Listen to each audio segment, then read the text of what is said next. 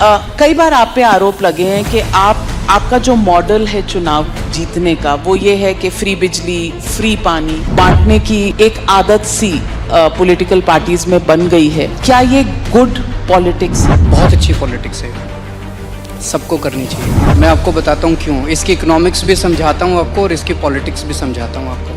सबसे पहली बेसिक बात, इन सारे मंत्रियों को और इन सारे एमएलएज को बिजली फ्री मिलती है। इनको जब बिजली फ्री मिलती है तो उसको फ्री भी नहीं बोलते।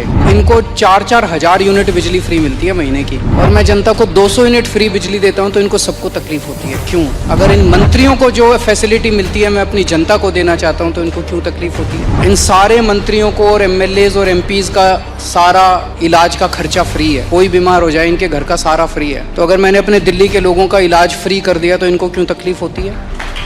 जो जो चीजें इन मंत्रियों को और इन संतरियों को मिलती है मैं अपने लोगों को देना चाहता हूँ। दूसरी चीज, अगर मैं एक समय था जब मैंने सुना था कि राजनीति के अंदर एक समय था जब फ्री बांटते थे, और फ्री बांटने का पैसा कहाँ से आता था?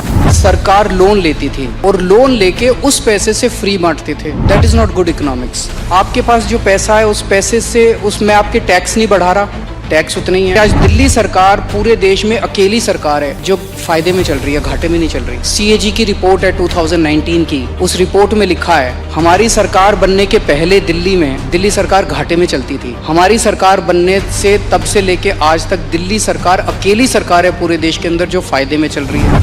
मैं सरकार फायदे में चला रहा हूँ, मैं कोई नया टैक्स नहीं लगा रहा, मैं कोई लोन नहीं ले रहा।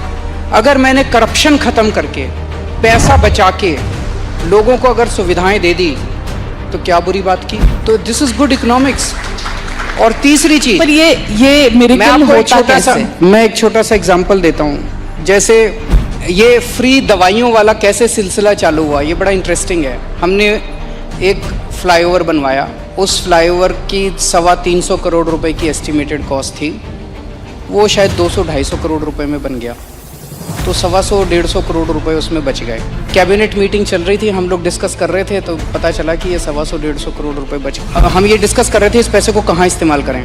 तो मैंने कहा अगर हम सबका इलाज फ्री करना चाहें तो कितना खर्चा आएगा? तो after 2-3 days they got back to me, they said 300-350 crore. मैंने कहा ठीक है, इतना तो हम फ्लाईओवर बनाने में ही बचा लेंगे, इतना का पैसा।